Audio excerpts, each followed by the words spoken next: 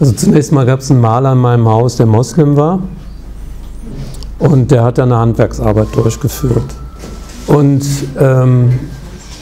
das war jetzt die ersten Informationen, die ich bekam von Muslimen überhaupt. Also das war, möglicherweise war es der erste Moslem, mit dem ich mich überhaupt mal unterhalten hatte. Ich weiß es nicht. Ja? Ich habe selber beim Fort gelernt damals, aber in dieser ganzen Zeit habe ich mich mit den vielen tausend Türken, die da gearbeitet haben, nicht unterhalten. Das weiß ich wohl. Und dieser Maler, Marokkaner, Moslem, der sagte mir Dinge, die mir vollkommen fremd waren.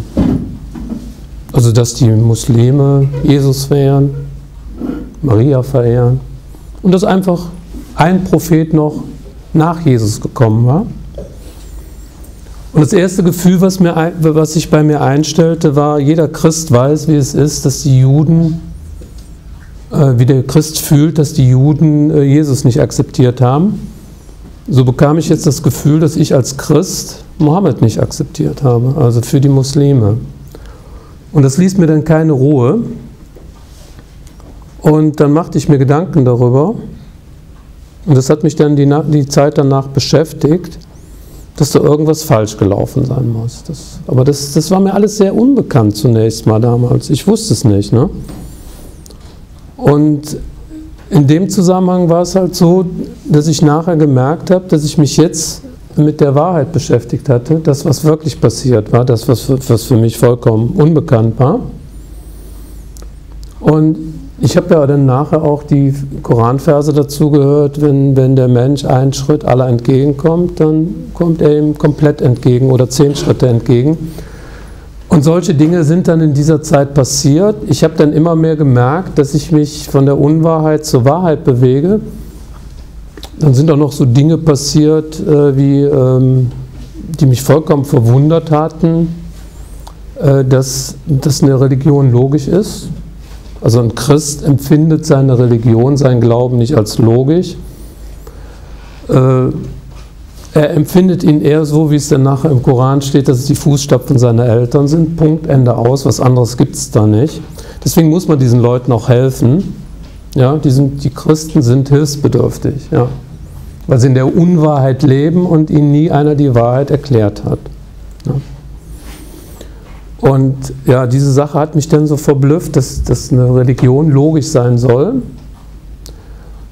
Ich habe das anschließend beibehalten. Wir müssen ja in unserer Religion Wissen erlangen und können nicht einfach hingehen und irgendeinem was glauben, was er einem gerade erzählt hat. Also macht es bitte auch immer so, auch Ibrahim, prüft das. Er sagt euch was, prüft das in der Zukunft, ja, soweit es euch möglich ist. Ja. Und ich mache das ständig. Jede Information, die mir zunächst mal nicht klar ist, werde ich anschließend erstmal überprüfen.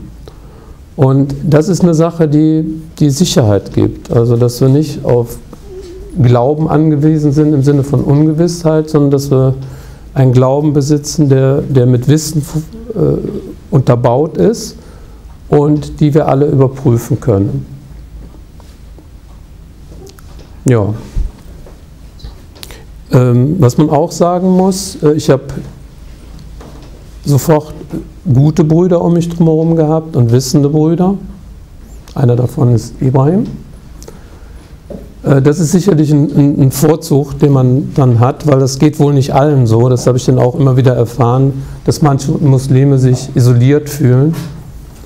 Und da muss man in der Tat aufpassen. Man muss immer, also eigentlich ist man nur so gut wie das Umfeld, in dem man selber existiert. Ja? Weil ansonsten überfordert man sich. Ja? Also da sollte man immer darauf achten,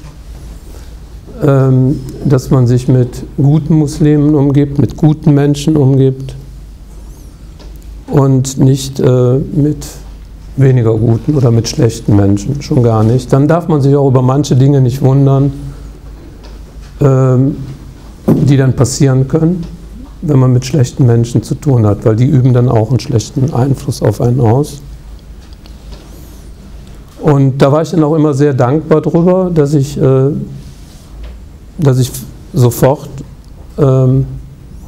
ein gutes Umfeld gehabt hatte, und das hat mir dann auch wiederum Sicherheit gegeben, weil immer dann, wenn ich Fragen hatte, weil ich kann kein Arabisch, ich habe auch nie Arabisch gelernt, ich habe es eigentlich auch nicht vor, weil es mir zu schwer fallen wird, aber ich habe es sehr begrüßt, dass ich immer direkt nachfragen konnte, wenn ich mit meinen Übersetzungen oder mit dem Tafsir eine Sache tiefer geprüft habe, war ich immer in der Lage, Brüder zu fragen, wie es denn jetzt vom Original her nun wirklich ist und ob meine Interpretation oder von dem Tafsir oder so, das Bild, was ich mir davon gemacht habe, dass das mit diesem Begriff überhaupt übereinstimmt. Ja?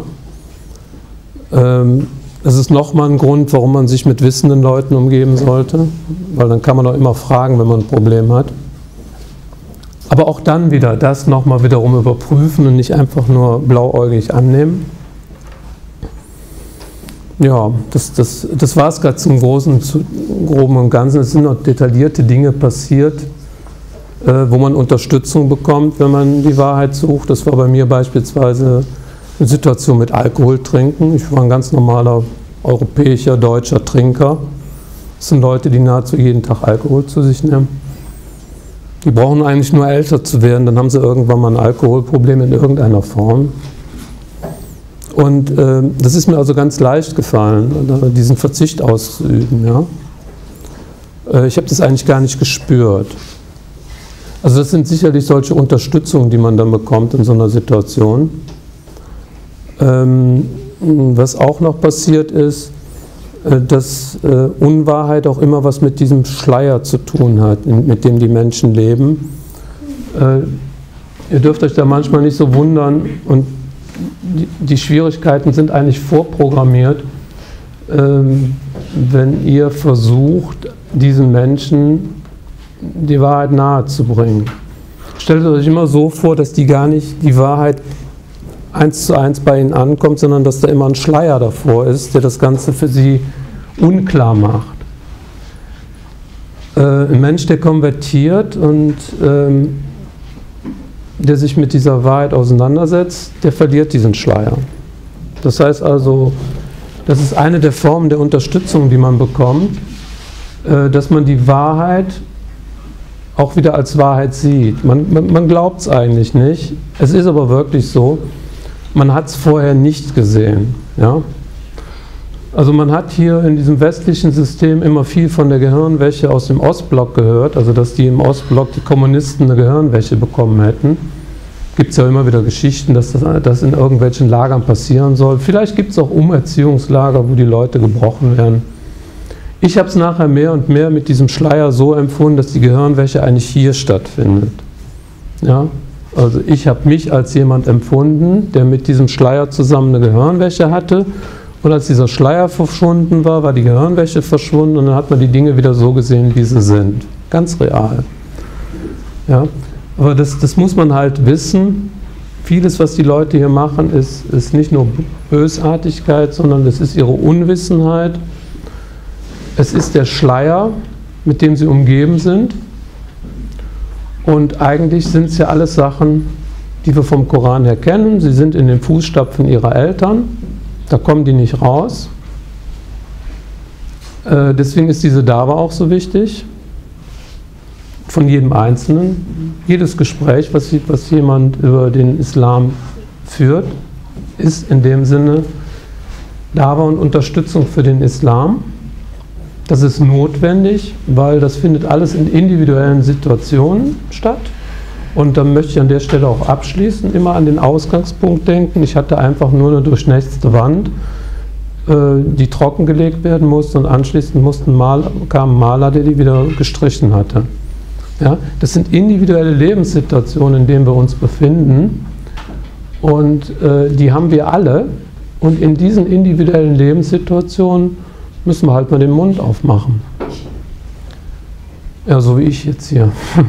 Aber das war ja schon fast Zwang. Ich denke, es gibt keinen Zwang in der Religion. Bitte. Ist der Familie auch Muslim geworden? Nein. Keiner in meiner Familie. Was sagt deine Familie dazu? Die haben mich verscheucht. Also meine Frau hat mich verscheucht. Meine Kinder nicht, aber meine Frau. Ja, ich habe keine Frau mehr. Meine Frau konnte damit nicht umgehen, dass ich Moslem geworden bin. Und es kann auch traurig enden, ja. Bitte. Seit wie vielen Jahren sind Sie jetzt Moslem? Das sind jetzt 4,5 Jahre, glaube ich. Ja.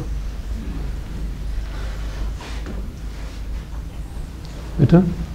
Versuchen Sie doch die restlichen Mitglieder der Familie Moslem zu. Ja, das versuche ich, aber das ist nicht einfach. Weil für die gilt ja auch das, was ich eben alles geschildert habe. Ja?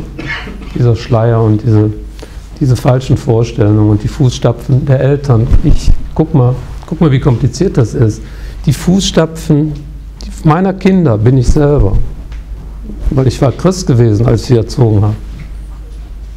Ja, das ist alles nicht sehr einfach. Und es ist nicht so, dass die jetzt einfach sagen, ach, jetzt macht mein Vater, meint jetzt die gleiche Angelegenheit von früher, meint er jetzt so und jetzt hat er ja recht. Ne? Nein, ich muss vorsichtig mit denen umgehen, weil im Grunde verwirre ich die ja erstmal. Weil ich habe ihnen die ganze Geschichte mal so erzählt und jetzt muss ich ihnen ja nochmal neu erzählen.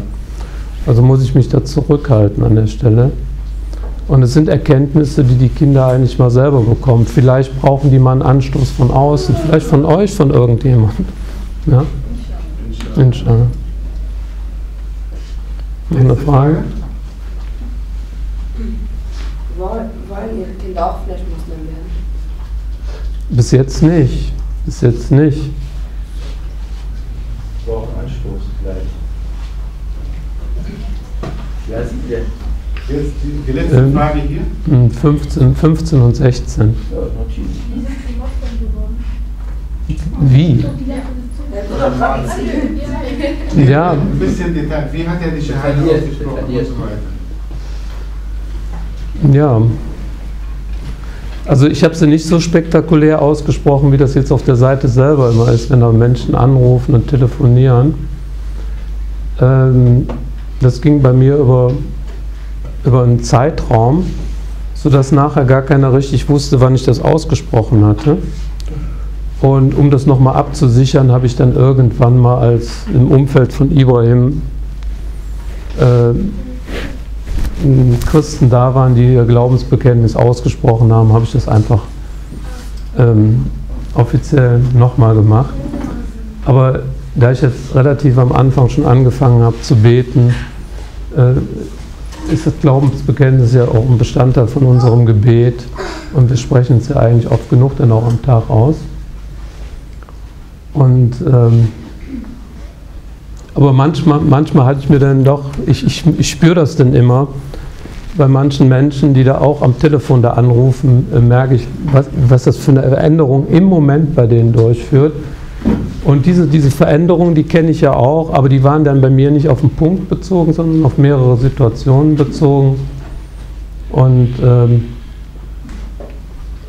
ich finde es immer wieder sehr schön und ist auch eine der beliebtesten Seiten in der wahren Religion, sich die Deutschen anzusehen, wie sie zum Islam konvertieren. Und mir fällt auch immer auf, das finde ich auch ganz typisch, jede Geschichte ist anders. Jeder Konvertierte wird eine andere Geschichte erzählen. Die können sich mal annähern in gewissen Details, aber da steckt jedes Mal ein anderer Mensch dahinter mit anderen Beweggründen und auch ganz andere Wege, die gehen. Also eine Reihe von Leuten, Menschen, die haben sich selber in Bewegung gebracht und haben irgendwann den Sinn des Lebens gesucht oder die Wahrheit, die tiefere Wahrheit. Das habe ich eigentlich gar nicht gemacht. Das ist eigentlich erst in dem Augenblick ausgelöst worden, als der Moslem bei mir zu Hause war. Ja? Dann habe ich es dann auch gemacht. Aber der Anstoß kam von außen, das muss man immer berücksichtigen. Deswegen ist unsere Vorgehensweise auch so wichtig. Wir selber können der Anstoß sein, auch wenn derjenige das dann selber machen muss und auch wenn die Rechtleitung nur von Allah kommt.